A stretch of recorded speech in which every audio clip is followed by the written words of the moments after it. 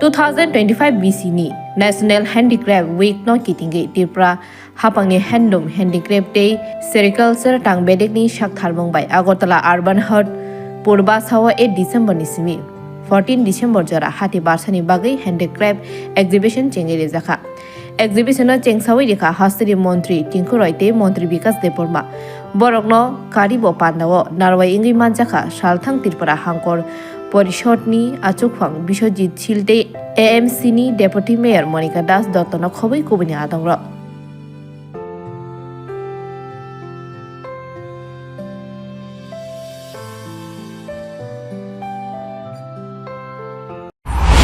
এই দিনটি আমাদের জন্য খুবই গুরুত্বপূর্ণ। আমাদের রাজ্যে বাস বেটের যে পণ্যগুলি মার্কেটের মধ্যে বহু চাহিদা। আমি কিছুদিন আগে 4-5 দিন আগে আমি দিল্লিতে গিয়েছিলাম। আমাদের পূর্বাশার একটা শোরুম আছে কনক প্লেসে, সেখানে আমাদের রাজ্যের বাস বেতের কাজের প্রচুর চাহিদা, ন্যাশনাল ইন্টারন্যাশনালও তার চাহিদা আছে। আমার আগে যে বক্তা আমাদের মন্ত্রী সাহেব যে বলে গেছেন, আমাদের মার্কেটে কি কি ডিমান্ড আছে এগুলো আমরা দেখতে হবে, কোয়ালিটি মেনটেন করতে হবে এবং ভালো কোয়ালিটির যেটা আপনারা বানাবেন এটা কোয়ালিটি মেনটেন করে, তবে আপনাদের যে প্রাইস আমরা দিতে পারছি না। প্রচুর অর্ডার, আমাদের রাজ্যের বাস বেতের যে জিনিসের প্রচুর অর্ডার, কিন্তু আমরা দিতে পারছি না। দিল্লি বলুন, কলকাতায় বলুন, আমরা দিতে পারছি না, আমরা আর্টিজানরা এটা দিতে পারছে না। আগামী দিন আমাদের ক্লাস্টার আমরা চেষ্টা করছি, আমাদের রাজ্যের জনপ্রিয় মুখ্যমন্ত্রীর নেতৃত্বে আমাদের সরকার যে চলছে, যে আগামী দিন আমরা যদি আমাদের গ্রামের মহিলাদেরকে যে স্বনির্ভর করে তুলতে পারি, এই আমরা আমাদের রাজ্য তো আমাদের শ্রেষ্ঠ ত্রিপুরা হবে, শ্রেষ্ঠ ত্রিপুরা হবে। এবং আমাদের যে ক্লাস্টারের যে কাজ করছেন যারা আর্টিজানরা, তাদের স্বাবলম্বন করার আমাদের উদ্দেশ্য। আমাদের রাজ্যের জনপ্রিয় মুখ্যমন্ত্রী যে চাচ্ছে যে আমাদের রাজ্যের যারা কাজ করছেন শিল্পীরা, তাদেরকে কিভাবে স্বয়ংসম্পূর্ণ করা যায় এবং ক্লাস্টারের কি কি আরো প্রয়োজন এগুলি আমরা দেখছি।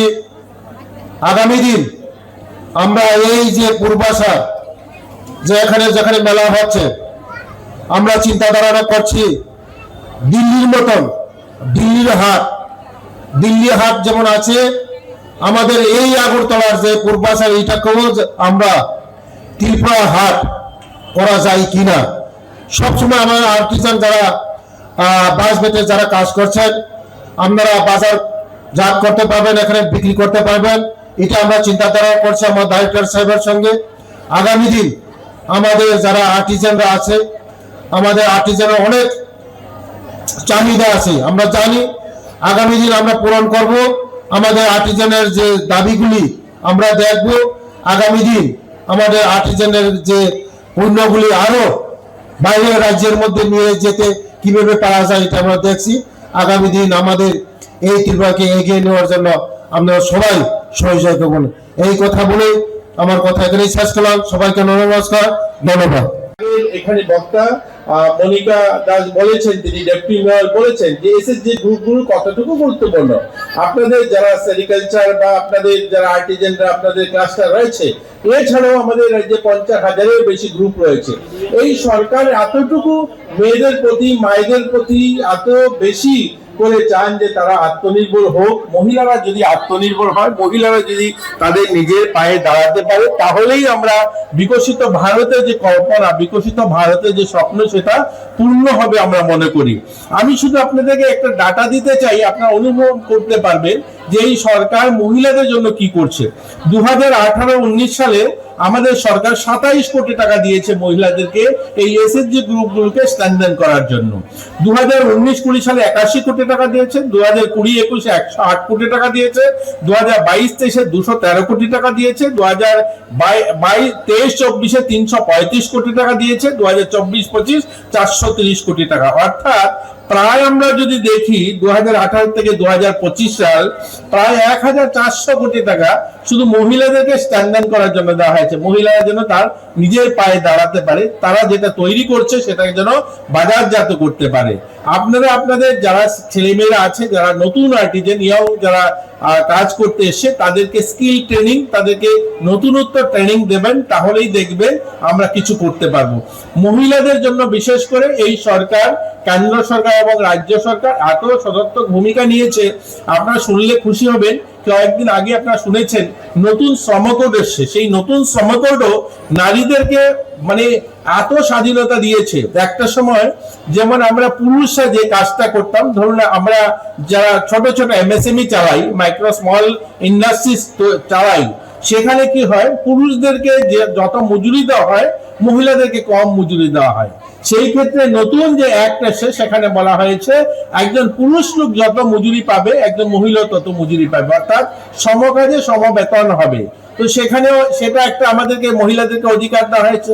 আরেকটা দেওয়া হয়েছে, আগে বলা হতো এই কাজটা পুরুষরা করতে পারবে, মহিলারা করতে পারবে না, কিন্তু এখন যদি ওই মহিলা চায় ওই কাজটা করবে, তাহলে ধরুন একটা পেট্রোল পাম্পে পেট্রোল ভরছে একটা পুরুষ লোক, আমরা অনেক সময় বলি না মেয়েরা পেট্রোল পাম্পে কাজ করতে পারবে না, এটা বলার অধিকার নেই। বর্তমান যে শ্রমকোড এসেছে সেখানে বলা হয়েছে ওই মহিলা যদি বলে আমি এই কাজটা করতে পারবো, তাহলে তাকে সেই কাজটা দিতে বাধ্য ওই কোম্পানি বা ওই অর্গানাইজেশন বা ওই ক্লাস্টার বা ওই এমএসএমই কোম্পানি।